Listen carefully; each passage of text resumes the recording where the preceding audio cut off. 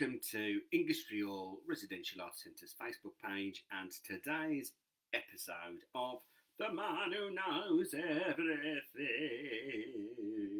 That is me, I am he. And the way that this works is every weekday at 1 o'clock I'll come on Facebook and I'll give you 10 facts about a topic, and then I'll give you a next research topic that you've got 24 hours to find out 10 facts yourself about, and then when you come back on, I'll give my 10 facts and you can cross off yours if I give the same fact that you've got. And if at the end of that you've got a fact that I don't give, you have technically defeated the man who knows everything. So yesterday was all about the women's suffrage movement, and I gave you the research topic for today of Stonehenge, completely unconnected from the women's suffrage movement, but there you go.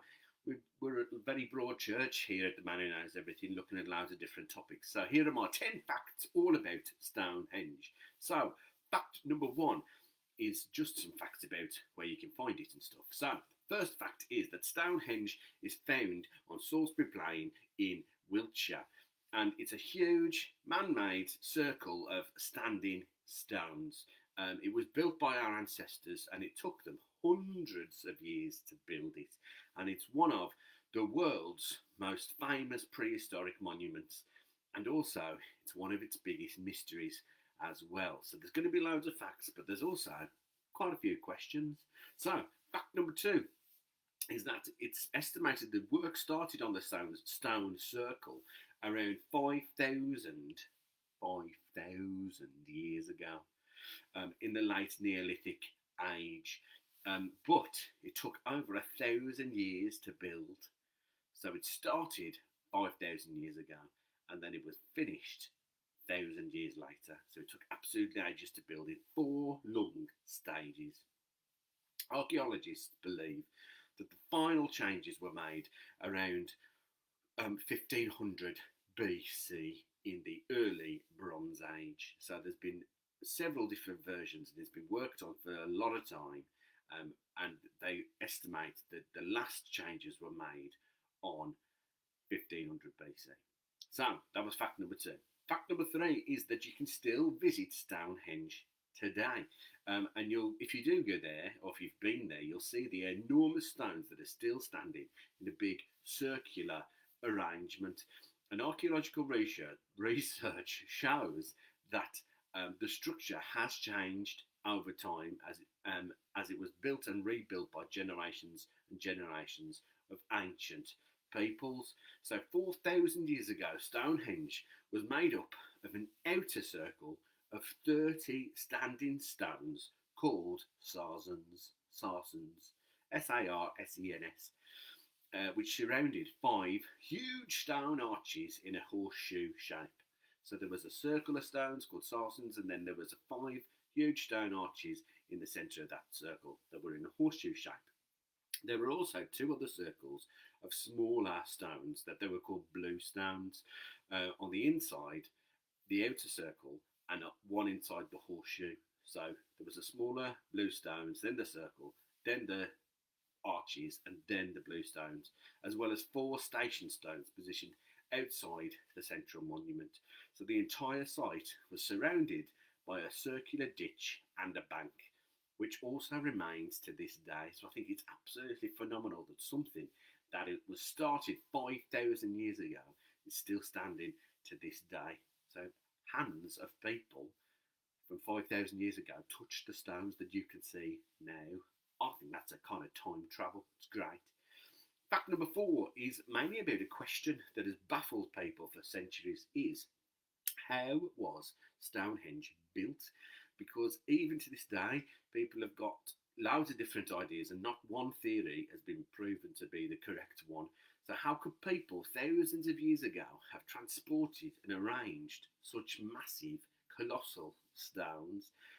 There's in fact lots of stories about it as well, and this is what fact number 5 is. There is a legend that exists from the 12th century, and the legend is that giants placed the monument on a mountain top in Ireland, and then a wizard named Merlin magically moved the stone circle to England And I bet the people who made it wish they had actually got a giant and a wizard to help them, because I reckon it was hard work to be able to get all them stones together.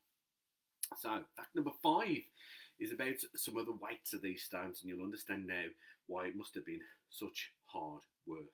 Sorry, I'm just trying to figure out where my tassel's gone. It's there, eh? I'm going to turn it around a bit so you can see it in all its glory. There it is.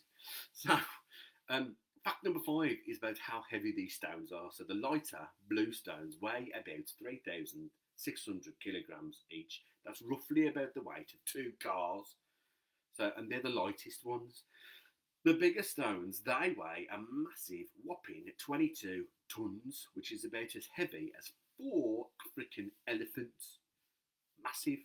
Archaeologists believe that the sarsen stones were hauled to the site on big wooden sledges from around about 32 kilometres away, because they can do tests on the stones and find out where similar stones are in the area, so they can guess that they might have come from there. So about 32 kilometres away, the sarsen stones came from. But the blue stones have been traced to rocky outcrops in Wales, which is 225 kilometres away from Wiltshire, where Stonehenge is. So it's thought they would have been dragged on sledges to a waterway, like a canal kind of thing, and rivers, and then floated on rafts all the way to Wiltshire, then taken off the rafts and dragged again to the site. What absolutely incredible feat of engineering for 5,000 years ago. Fact number 6 is that obviously once the stones had got there, they had to shape them into these stone monoliths. And so the shaping of the stones would have required hundreds of hours of hard graft with hammers and chisels to shape them into the stones that we know today. But how were these ginormous boulders lifted into their positions? Well, it was thought that first of all, builders dug deep ditches for the base of the boulders. So they dug a hole first, because it's not just standing on the earth, it's standing in the earth, so it don't topple over. Then they used ropes and strong wooden poles and frames to raise them up like that, before packing the ditches with rocks and rubble to hold them in place. So basically it was lying flat, they dug an hole here, they pulled it into the hole, pulled it up, and then packed that hole with loads of other stones and rubble to make sure it don't fall down again. If you don't want a big monolith falling on your head, you get squashed. Fact number 7 is that no one really knows for sure what Stonehenge was used for, but the stones themselves can give us some clues.